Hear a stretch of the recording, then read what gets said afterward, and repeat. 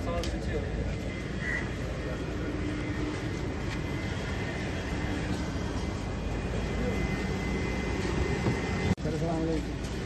बहुत शुक्रिया।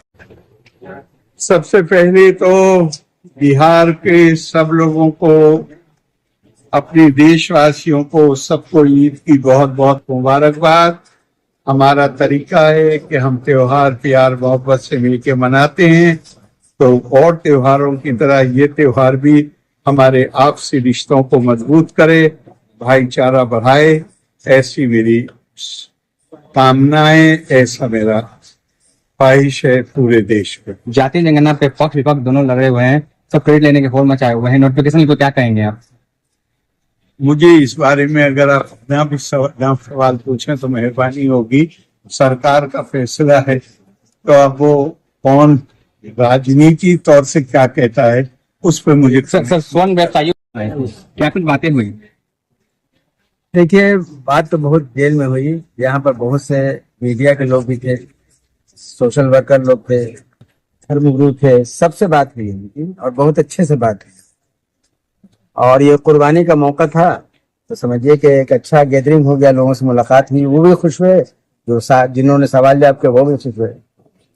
मेरा ये कहना है इस मौके पर कि ये कुर्बानी का त्योहार, त्याग का त्योहार, और हमको लगता है कि अभी जो मौजूदा गवर्नमेंट है, जो प्रेजेंट गवर्नमेंट है, उसने एक बहुत बड़ा कुर्बानी दिया है, बहुत बड़ा कुर्बानी दिया, क्योंकि जिस परिवार के साथ हमारे प्रधानमंत्री हैं, उस परिवार के प्रधानमंत्री ये कहते कि देश में जातिगत आधार पर जनगणना हो, तो इससे बड़ा उसका कुर्बानी कुछ नहीं हो सकता।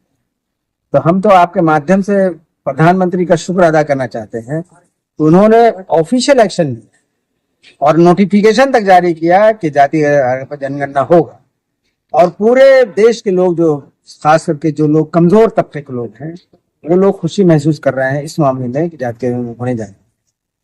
लेकिन सिर्फ एक ही सवाल है सरकार से कि कहीं ऐसा ना हो कि ये 2011 वाला के तरह ही होके रह जाए। 2011 में यूपीए की गवर्नमेंट थी, उसने भी कहा था कि हम जाति के आधार पर जनगणना कराएंगे, और कहा कि उसने कराया, लेकिन आज तक वो रिलीज नहीं है। उसका कारण क्या है? देखिए, जो जातीय जनगणना होती है वो सेंसस एक्ट के तहत होता है, जनगणना एक्ट उसके तहत होता है।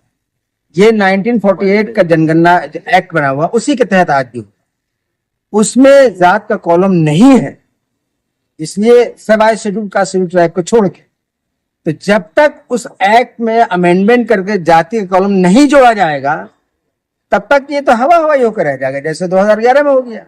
तो हम मोदी जी से कहेंगे कि आपके रहते हुए ऐसा ना हो, फिर ये भी हवा हवाई होकर रह जाए। इसलिए हम आपसे अर्ज करेंगे, मोदी जी से अर्ज करेंगे कि वो पहले सेंसस अमेंडमेंट बिल लावे पार्लियामेंट, और सेंसस एक्ट जो 1948 का है उसमें अमेंडमेंट करके उसमें जात का कॉलम जोड़ा है, तब लोग समझेंगे कि हाँ सही माने में ये जाति के आधार पर जनगणना हो जाए। मोदी जी के अनुमान कहे जाने वाले केंद्रीय मंत्री चिराग पासवान का कहना है कि जनगणना हो लेकिन सार्वजनिक ना किया जाए। हाँ, तो इसकी वजह यही है, तो सार्वजनिक अभी भी नहीं हो सकता। जैसे 2011 में जनगणना अगर यूपीए सरकार ने कराया तो वो सार्वजनिक नहीं हो सका, इसलिए कि इलीगल था वो। जब तक एक्ट में नहीं रहेगा तब तक तो इलीगल ही कहलाएगा ना, वो जारी नहीं कर सकता। आप इलीगल काम कैसे कर दीजिएगा? तो इस सरकार को जो हमेशा जो बोली है वो किया है, यही तो मोदी सरकार में सुनने को मिलता रहा हमेशा कि मोदी है तो मुमकिन है। तो ये भी अगर मुमकिन है तभी मुमकिन हो सकता है जब सेंसस एक्ट 1948 में अमेंडमेंट होगा। उसके लिए पहले पार्लियामेंट में सेंसस अमेंडमेंट एक्ट में बिल, सेंसस अमेंडमेंट बिल लाना पड़ेगा और नया एक्ट बना पड़ेगा जिसमें जात का कॉलम जुड़ा रहेगा, तभी ये जनगणना हो सकता है ना। तो ये भी हवा हवाई होकर रह जाएगा। ठीक।